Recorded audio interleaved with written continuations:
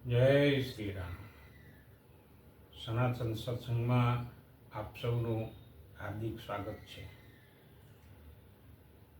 પહેલા દિવસે આપણે જોયું કે સનાતન અને સત્સંગ એ બંને સાગર છે, સમુદ્ર છે. પણ સમુદ્રનું વર્ણન આપણા શાસ્ત્રોમાં એવું છે કે ભાઈ 7 પ્રકારના સમુદ્ર છે. એ આપણા શાસ્ત્રોમાં આવે. કયા 7 સમુદ્ર? તો પહેલા તો લવણ સમુદ્ર, જે ખારો છે. બીજો ઈક્ષુ, ત્યાંની શેરડીના રસ જેવો જેનું પાણી છે, એવો ઈક્ષુ સમુદ્ર. ત્રીજો સુરા કહેતા દારૂ જેવો સમુદ્ર છે. ચોથો દગ્ધી, દૂધ જેવો છે. પાંચમો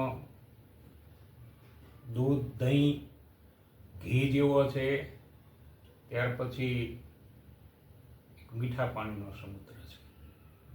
તો આ 7 સમુદ્રનું વર્ણન આપણા શાસ્ત્રમાં આવેલું છે.